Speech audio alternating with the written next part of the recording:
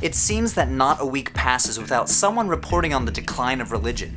Church attendance is falling, less and less people believe in God, more and more people don't claim any one religious tradition. In fact, just a week before filming this video, HuffPost Religion published this article on how only 1/3 of the population of the United Kingdom claims to have any religion. And I'm not going to dispute these facts. It's true that religious participation and affiliation has declined in certain communities in certain countries, especially in Western Europe and the United States. But what I am going to dispute is the conclusion that many people reach after reading these reports, that religion is disappearing from the 21st century. This is what's called the secularization theory. Secularization refers to the historical process in which religion loses social and cultural significance. In a secularized society, faith lacks cultural authority, and religious organizations have little social power. Now, I have a few problems with the secularization theory, mostly that it isn't true. But to see this, we have to go through the evidence that points otherwise. But before we begin, I want you to know that I'm not making this video for any apologetic reason.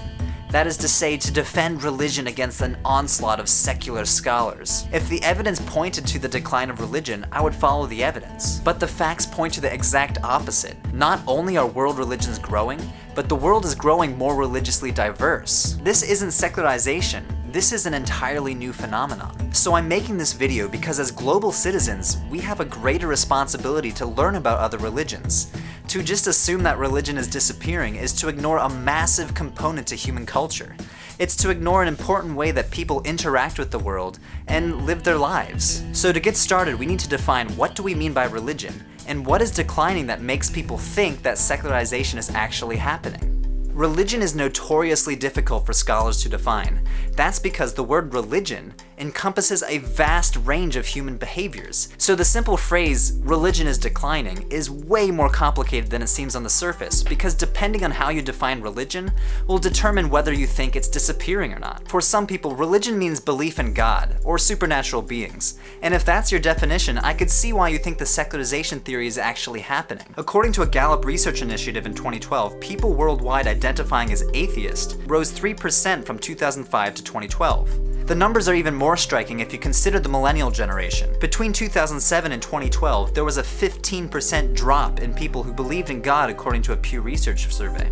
For other people, religion means any big system of belief, like Christianity or Hinduism. And if this is your definition, then you could point to the rising popularity of religious unaffiliation to prove your point. Both of these trends are true. There are more and more atheists here in the 21st century, and more people don't really feel any need to subscribe to a single religious tradition. But these definitions are way too narrow in my opinion. Religion is not simply belief in God, and religion is not simply a paradigm of beliefs like Christianity or Hinduism or Buddhism. So even though atheism is growing in popularity here in the 21st century, most world traditions are also growing. Take Islam for example. A recent study has shown that Islam is the fastest growing religion in the world.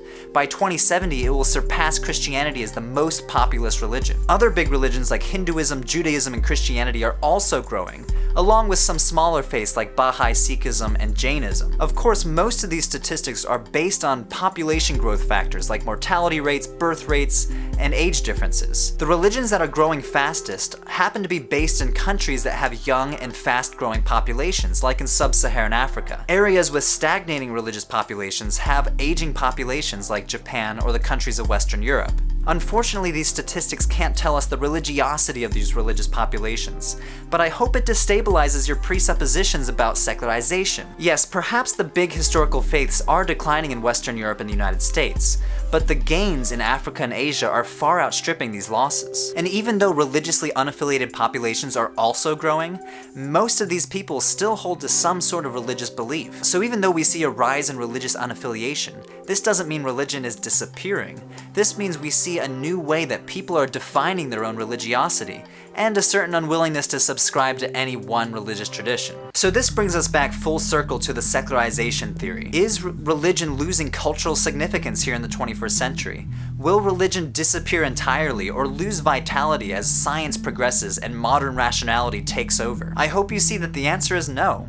World religions continue to grow, and even among religiously unaffiliated populations, we still see spiritual beliefs that aren't necessarily in any one religious paradigm. What we do see for the first time in world history, though, is atheism and agnosticism becoming viable and popular options. The philosopher Charles Taylor calls this exclusive humanism, a self-sufficient humanism where there is no final goal beyond human flourishing. This was virtually impossible even 500 years ago. Humans lived in an enchanted world, a world filled with gods, demons, and miracles. But today, we're living in a world when many people, even religious people, don't view natural events as acts of God. Therefore, the real shift that we're seeing here in the 21st century is a shift in how we view the world. It is a shift from a cosmos that is created, protected, and shepherded by God to a universe that is infinite, anonymous, and largely blind to our existence. If you accept this latter view, you need to create meaning in your life apart from anything transcendent, and many people are finding this possible. Therefore, secularization is not a subtraction process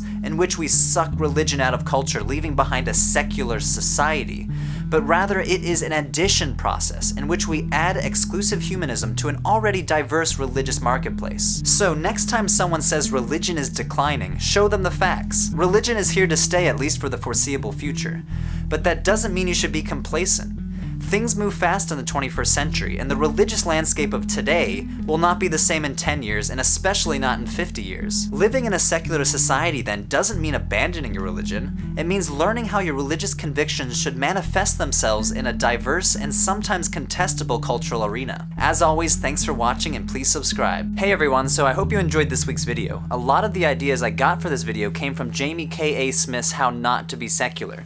If you want to check out a review, I wrote a review on religionforbreakfast.com. The link is right here. I also wrote a similar blog post on whether Christianity will survive to the 22nd century, so check that out on the link right here. Also, feel free to check out my other videos. I'm trying to hit 100 subscribers by the end of the summer, so if you like what you've been seeing, please subscribe, and I'm going to try my best to keep producing videos on religious studies and early Christianity. This process has been a lot of fun so far, and I hope you've been enjoying it too. Thanks for watching.